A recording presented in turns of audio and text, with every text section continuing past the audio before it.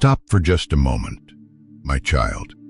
Before you rehearse the whole thing one more time, before you run through it again in your mind, the conversation you wish you could have, the perfect words that would finally make them see, the defense you have built and rebuilt 100 times and never get to give.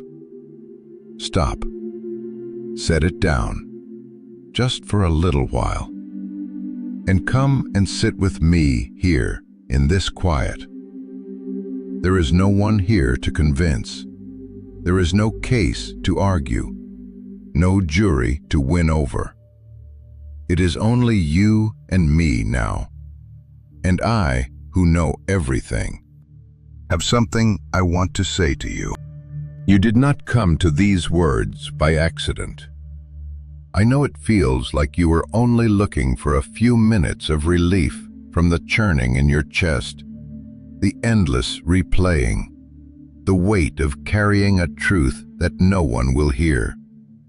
But I drew you here. Something in you, exhausted by the injustice of it, has been crying out for a voice that knows the real story, that will not believe the lie, that will sit with you in the unfairness without needing you to prove a single thing. So stay. Do not get up just yet. Let me speak to the place in you that has been so wronged and so unheard. I know what has been done to you, my child. I know the truth of it, all of it, exactly as it happened. Someone has spoken a lie about you. Maybe it was one person, maybe it was many. Maybe it was said to your face, or maybe it spread in whispers behind your back, in rooms you were not in, until it took on a life of its own. And the worst of it is not only that the lie was told, but that it was believed. People you cared about, people whose opinion mattered to you, heard the false thing and accepted it, and looked at you differently afterward. And you could see it in their eyes. The verdict already reached, the door already closed, and there was nothing you could do. You tried to explain, perhaps, and somehow the explaining only made it worse, made you look more guilty, more desperate, until you learned the cruel lesson that the more you defend yourself against a lie, the more the lie seems confirmed. And so you have been left holding the truth in your hands like something precious and useless, true and unheard, real and unbelieved. I know how it has taken over your mind. I have been with you in the long hours when you cannot stop replaying it. The moment it happened, the look on their faces, the words you should have said, the conversations you rehearse over and over with people who are not even in the room, building the perfect, airtight defense that you will never get to deliver, or that you have delivered and that changed nothing. I have watched you lie awake, constructing your case, marshaling your evidence, imagining the moment when at last the truth would come out and they would see and they would be sorry. It is exhausting, this endless trial that runs in your head with no verdict and no end. And I have seen how it has stolen your rest and your peace. And I know the grief of the damaged name. You spent years, perhaps a lifetime, building a reputation, becoming known as a certain kind of person, trustworthy, good, faithful. And a few false words have undone what took you so long to build. People who knew you for years now hold a question mark over your name. Relationships you treasured have cooled, or broken, or simply quietly ended, because someone chose to believe the worst of you without ever once asking you for your side. To lose your good name, which you cannot buy back and cannot easily repair, To watch yourself be redefined in other people's eyes by something that is not even true is a particular kind of grief, and I have grieved it alongside you. And the shape of it can be so many things, my child, and I know yours exactly. Perhaps it was within your own family, where someone told their version first and turned hearts against you. And now you are the one cast in a role you never deserved. The difficult one, the one at fault, while the truth sits unspoken at every gathering.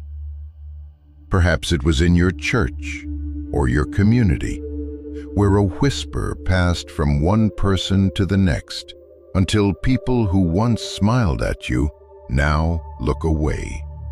And you cannot even tell who has heard what.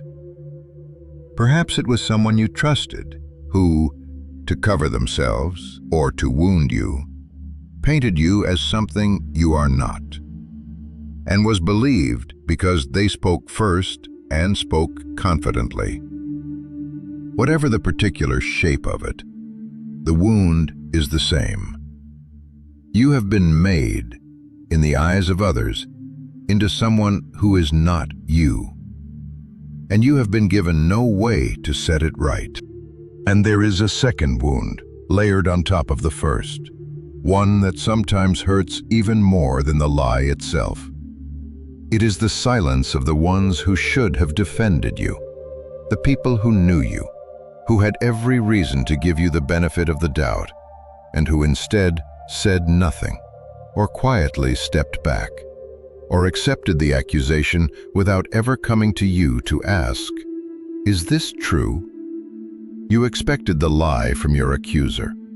What you did not expect was how many others would simply believe it, how few would stand up for you, how alone you would be left by people you thought were yours. That second wound, the wound of being undefended by those you counted on, cuts deep. And I have seen exactly how much it has hurt you, and I have not looked away from it. And I know the injustice that burns in you, the part that feels almost unbearable. It is not only that you are suffering, it is that the one who lied is not. You watch them be believed. You watch them, perhaps, prosper, or be praised, or move through the world untouched, while you carry the cost of their falsehood. And something in you cries out, where is the justice in that? How can a lie win? How can the one who told the truth be the one who pays? That sense of the world turned upside down, of wrong being rewarded and right being punished, is one of the hardest things a soul can carry.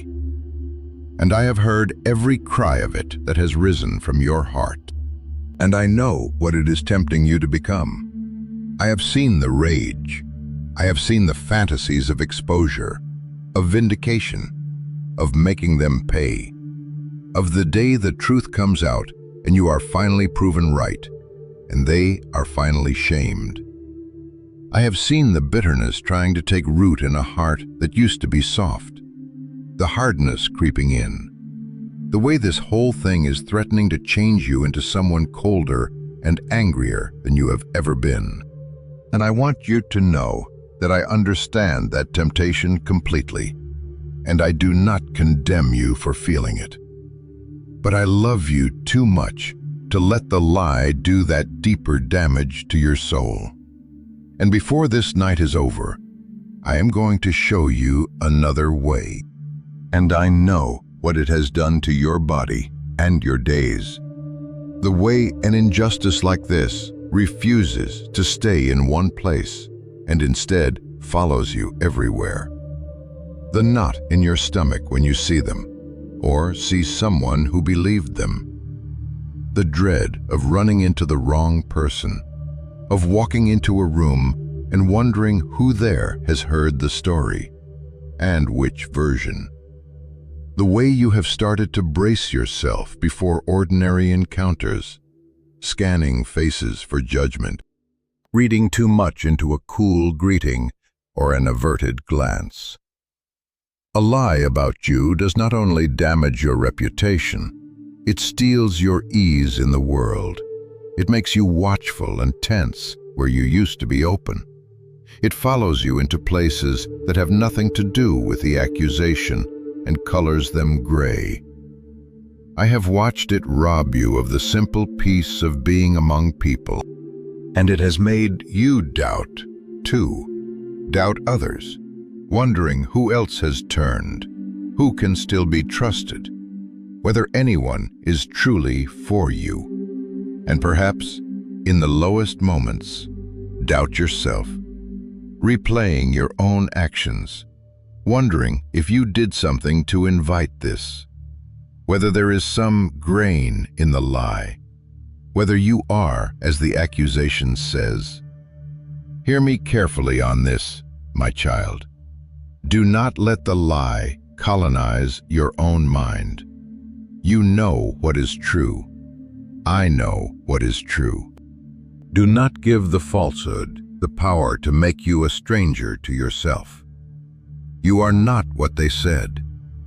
You are not what you have begun, in your exhaustion, to half fear you might be. You are who I have always known you to be. And underneath it all, my child, there is the loneliness and the shaken faith.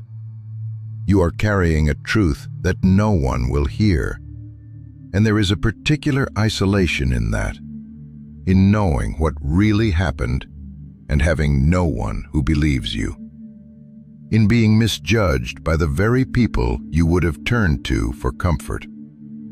And in the worst moments, you have wondered where I am in all of this, why I let the lie stand, why I have not yet cleared your name, whether perhaps even I see you the way they do.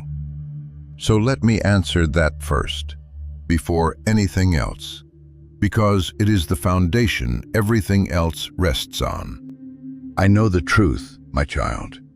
I was there.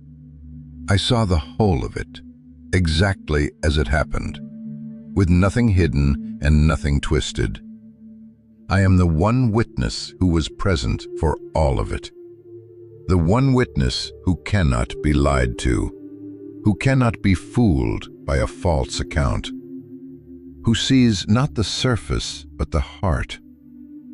No false witness has ever once deceived me. No clever lie has ever once changed my verdict. And hear me all the way down. I have never, for a single moment, believed the lie about you. Whatever the whole world has decided, I know what is true, because I saw it, and my knowledge of you is not built on anyone's report. You stand before me not as the accused, but as my own beloved child, fully known and fully seen. And my verdict over you is the only one that finally and forever stands. And let that sink in against the loneliness, because it changes everything about being unheard. The reason it hurts so much that no one believes you is that you long to be known, to have the truth of you seen and held by someone. Well, you are known, my child, more completely than any human being could ever know you, by the one whose knowing is the only one that ultimately counts. Every other verdict in your life is partial. People judge from the outside, on fragments, on hearsay, on a single moment, glimpsed and misread. My verdict alone is rendered with full knowledge, with every fact and every motive of your heart laid bare before me, and nothing hidden. So when the whole world's verdict goes against you, you may stand on this. The only judge who sees everything has already found the truth and has already declared you his own. You are not waiting to be believed by the one who matters most. You already are. Now let me tell you that I do not ask you to walk through this valley alone, or to walk a road I have not walked myself. My own son stood before false witnesses. They twisted his words. They gathered men to testify to things he never did. They stirred up a crowd to believe the lie, and they condemned him, though my word says of him that he did no sin, neither was guile found in his mouth. He was the one truly innocent man who ever lived, and he was the most lied about. And do you know what he did? Standing there before his accusers, with the false testimony piling up against him, for the most part, he was silent. He did not frantically argue. He did not scramble to defend himself or win the crowd. My word tells you exactly how he carried it. Who, when he was reviled not again. When he suffered, he threatened not, but committed himself to him that judgeth righteously. He took the whole unbearable injustice of it, and instead of fighting to clear his own name, he entrusted it to me, the one who judges rightly. He placed his case in my hands and left it there. Think of what that silence cost him, and what it required. Every fiber of a wronged soul screams to defend itself, to correct the record, to make the accusers see. He had the power to call down armies, the wisdom to silence any argument, the perfect truth on his side. And before Pilate, when the false charges were read against him and he was given the chance to answer, my word records that he answered nothing, to the governor's great amazement, not because he had no defense, but because he had chosen to entrust his defense to me. He was not weak in his silence. He was strong, with a strength that few ever find. The strength to stop fighting for his own vindication and to rest his whole cause in his Father's hands. He knew something you can know tonight, that a truth defended by God needs no frantic defending by the one it belongs to. He let the lies be spoken, and he trusted me to answer them in my way and my time. And answer them I did, more completely than any courtroom ever could. And I did not leave him in that lie. I vindicated him, my child, though not in the way the world expected, and not by his arguing a single word. I raised him from the dead. I answered the lie with a resurrection. And now, 2,000 years later, the names of his accusers are dust, and his name is above every name. The lie did not get the last word. It never does, when a soul commits its cause to me. So when you feel that no one understands what it is to be lied about, look to him, and know that I do understand, completely. I watched it done to my own beloved Son, and the same hands that vindicated him are the hands you can place your case into tonight.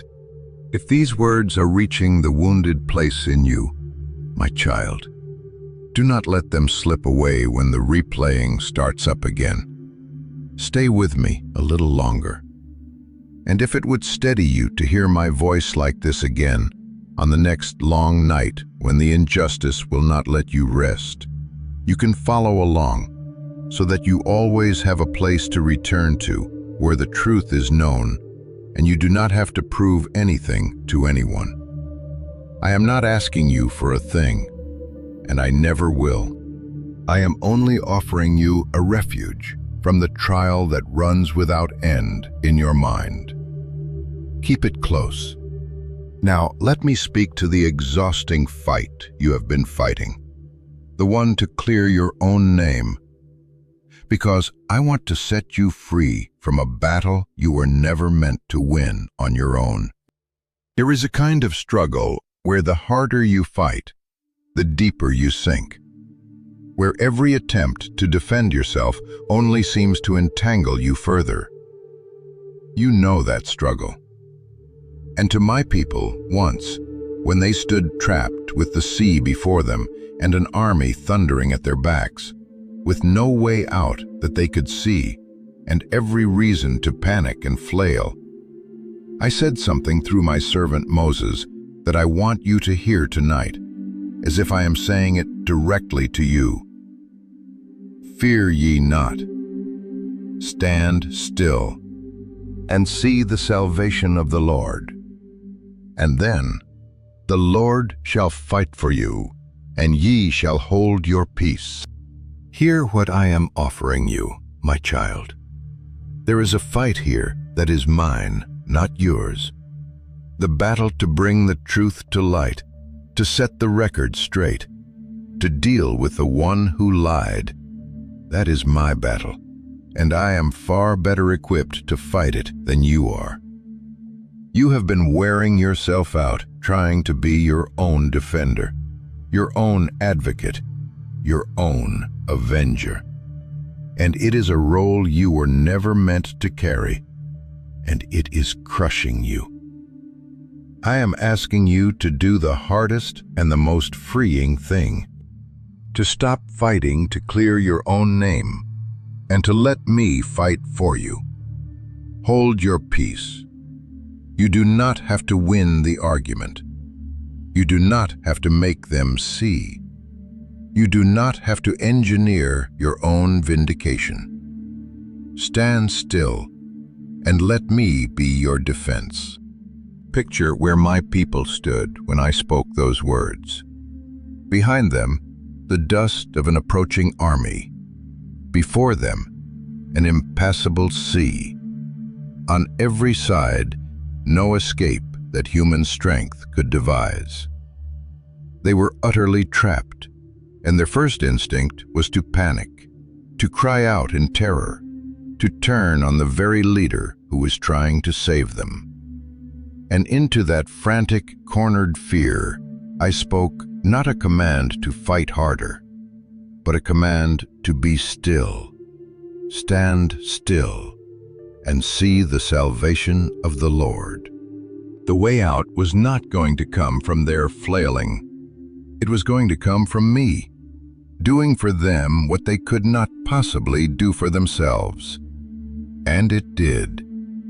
You feel just as trapped tonight, hemmed in by a lie on one side and the inability to disprove it on the other, with no human way out that you can see. And I say to you what I said to them. The way through this is not going to come from your fighting harder to clear yourself. It is going to come from me. Be still long enough to let me work, and watch what I can do that your own striving never could. And do not mistake that holding of your peace for weakness or for giving up. It is not surrender to the lie. It is the deepest kind of strength, the strength of a soul that trusts me enough to lay its case in my hands and leave it there. Listen to the promise I make to the one who will do that. My word says, "Commit thy way unto the Lord. Trust also in him, and he shall bring it to pass. And he shall bring forth thy righteousness as the light, and thy judgment as the noonday." Do you hear that? Roll the whole tangled thing onto me. The lie, the injustice, the longing to be believed, all of it. And trust me with it. And I am able, in my own time and my own way, to bring your righteousness out of the shadows where the lie has buried it, and to make the truth of who you are shine like the light, clear as the noonday sun. I do not promise you it will happen on your schedule, or exactly as you imagine it. For some, vindication comes in this life, and some waits for the next. But I promise you this, the truth is safe with me, and I am the God who brings hidden things to light. And not one righteous cause committed to my hands is ever finally lost. I know the waiting is the hard part. To commit your cause to me and then to wait, while the lie still stands and the silence still hangs and nothing visibly changes, asks more of you than almost anything. So my word does not only say commit, it says rest in the Lord and wait patiently for Him. Resting is not doing nothing. It is the active, deliberate choice to stop carrying what you have already handed over, to refuse to snatch the case back out of my hands every time the anxiety rises. You will be tempted, again and again, to pick it back up, to start building the defense once more, to take the matter back into your own striving. Each time, hand it to me again. Wait for me, not with the gritted teeth of someone enduring, but with the quiet confidence of someone who knows the verdict is already secure in a higher court, and that the only thing left is the timing of its revealing. I am never slow, though I am often slower than your fear would like. I am simply thorough, and I am just, and I am worth the wait. So while you wait for that light, here is what I ask of you, and here is the freedom I am offering. Because I do not only want to comfort you tonight, I want to set you free from the things that are weighing you down even more than the lie itself. First, lay down the vengeance, for your own sake. I know the longing to make them pay. I know how the imagined moment of their exposure plays in your mind like a sweetness you return to. But hear me, my child, gently. As long as you carry the need for revenge, you are still chained to the one who wronged you. They are still living rent-free in your heart, still controlling your peace. My word says, dearly beloved, avenge not yourselves, but rather give place unto wrath. For it is written, vengeance is mine, I will repay, saith the Lord. Justice is my responsibility, not your burden. I see every account, and I am perfectly just, and I will settle each one rightly, in a way you can trust far more than any settling your own hands could manage. So lay it down, not because the wrong does not matter, but because it matters too much to be left in hands as tired and as wounded as yours. Hand the whole weight of justice to me, and let me carry what was never meant to be yours to carry. And I will ask of you the hardest thing of all, not because it is easy, but because it is the only thing that will finally set you free. Pray for the ones who lied about you. I know how that lands. I know everything in you recoils from it. I am not asking you to feel warmly toward them, or to pretend the wrong was not a wrong, or to expose yourself again to harm. I am asking you to begin, even through gritted teeth, to lift them to me. Because something happens in a heart that prays for its enemy that happens no other way. The chains begin to loosen. The grip they have on your peace begins to weaken. You cannot hate a person and pray honestly for them at the same time. for very long. One of the two will give way. And I am asking you to let it be the hatred. This is not for their sake first. It is for yours. It is how I pry the bitterness out of a heart it is trying to poison. Start small. Start reluctantly, but start. And watch how praying for the one who wronged you begins, slowly, to give you back to yourself. Second, do not let the evil that was done to you turn into evil inside of you. This is the trap I most want to pull you out of. The lie has already cost you so much. Do not let it cost you your own soul by hardening it into bitterness.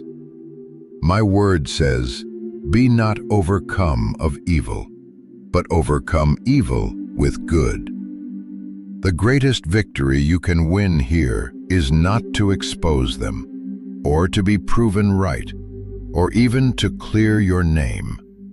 The greatest victory is to come through this with your heart still soft, still kind, still yours, undamaged by the hatred that the injustice keeps trying to plant in you.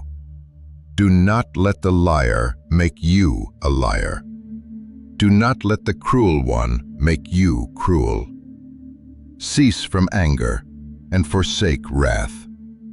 My word says, fret not thyself in any wise to do evil. Guard the softness of your own heart as the treasure it is, and refuse to let what was done to you change who you are. Third, keep walking in your integrity, and let your life slowly answer the lie that your words cannot. You cannot argue people out of a thing they have decided to believe, but a clean conscience and a consistent life, lived out faithfully day after day, is the quietest and the strongest answer there is. The years have a way of telling the truth that a single conversation cannot. So do not measure tonight by whether you have convinced anyone. Simply keep being the person you truly are, the one I see, and trust that a life of integrity is its own slow, steady testimony, and that I am bringing your righteousness to light in ways you may not even witness. And do not carry this utterly alone. There are people who know you, who know the truth of your character, even if they do not know the truth of this one accusation. People who would stand with you if you let them. Do not let the isolation of being misjudged convince you that no one is for you. Lean on the ones who know you. Lean on me. And on the days the unfairness feels like more than you can bear, do not bear it in silence. Bring it to me, and bring it to those who love you. And let yourself be held. You were never meant to stand in the accused's place alone. And you do not, for I am standing there with you. And in time, though not before you are ready, I will gently lead you toward forgiveness. And I want you to understand rightly what I mean by it, because the word has been so misused that it frightens people. Forgiveness is not saying the lie was acceptable. It is not pretending you were not wronged, or declaring the false thing true, or rushing back into harm's way as though nothing happened. Forgiveness is something quieter and stronger than that. It is the day you finally set down the hot coal you have been clutching, the one that has been burning your own hand far more than it has ever touched the one who wronged you. It is releasing your grip on the debt, not because the debt is not real, but because you are handing it to me to collect, and trusting me to settle it justly, so that you no longer have to. You can forgive and still speak the truth. You can forgive and still keep wise distance from those who harmed you. Forgiveness does not free the liar from what they did. It frees you from being bound to them by your own resentment. Do not force it before it's time, but know that I am leading you, gently and without condemnation, toward that freedom.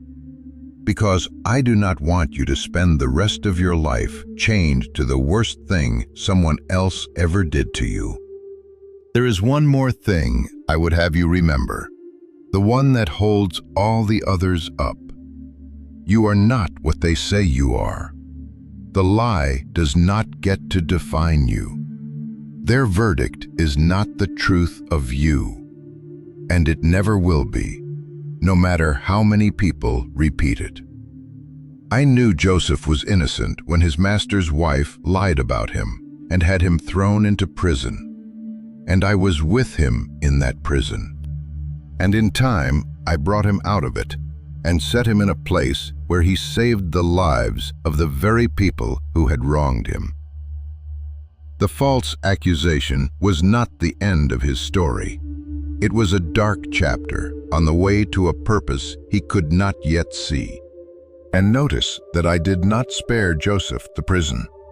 He was innocent, and still he went to the dungeon and stayed there a long time, long enough to wonder, surely, whether he had been forgotten.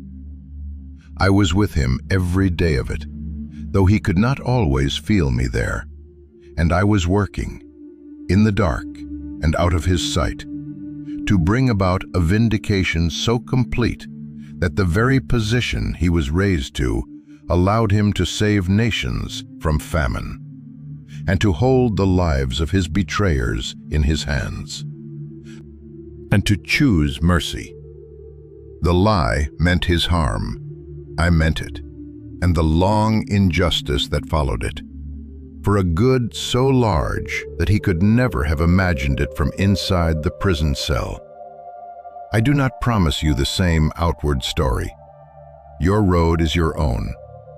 But I promise you the same presence in the dark, and the same God working unseen, who is able to take even the lie told against you and weave it into a purpose that the one who lied never intended and could never have foreseen.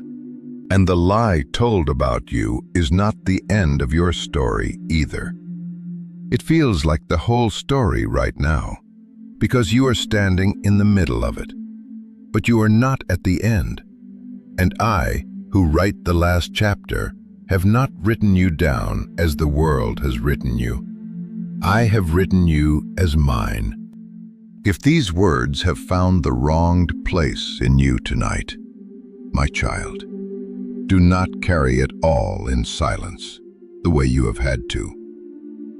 When this is done, leave one honest word below, and tell me, and tell the others who are walking this same hard road of being misjudged, that you are here, not to argue your case, and not to prove anything, for there is nothing to prove here, only so that you are not alone with the unheard truth.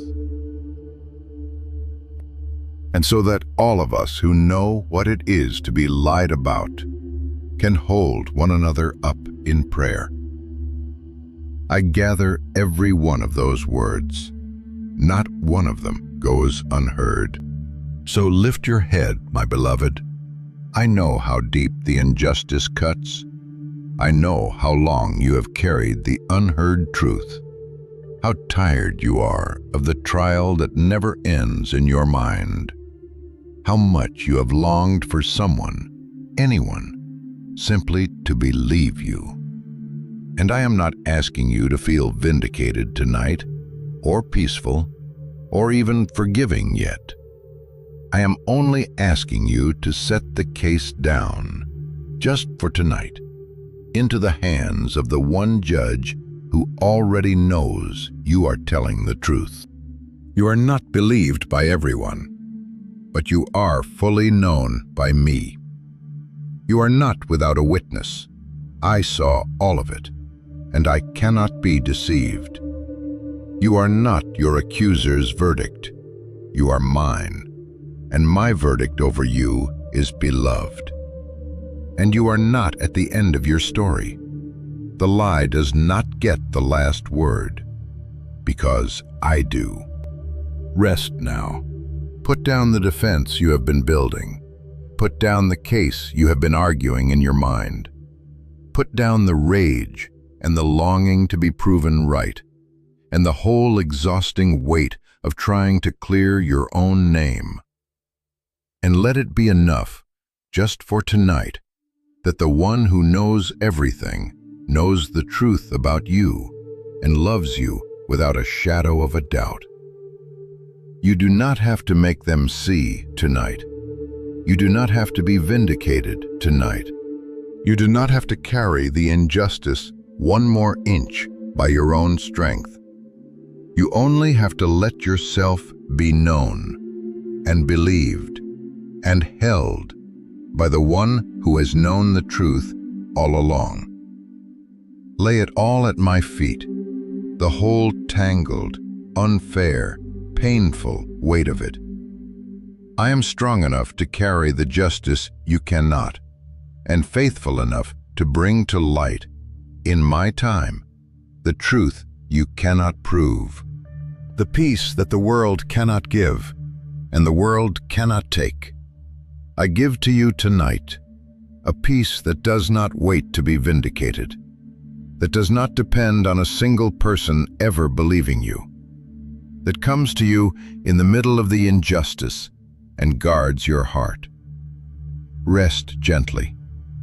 Hand me the case, and know, all the way down in the deepest part of you, that the one who made you knows exactly who you are, and has never once believed the lie, and is even now at work bringing the truth to light, and that I do not abandon the righteous cause of the one who trusts me, and I do not lose my children in the lies told against them. When you wake tomorrow, and the replaying tries to start again before your feet even touch the floor, remember what I told you tonight. You are known, even where you are not believed. You are defended, for I fight for the one who holds her peace. You are free, for the vengeance is mine, and you may lay it down. And you are mine, and the lie does not get to say otherwise. Carry these truths into the daylight with you, my child, and let them be your answer on the days the injustice rises up again. When you feel the panic to defend yourself, remember that I am your defender, and that you are allowed to hold your peace.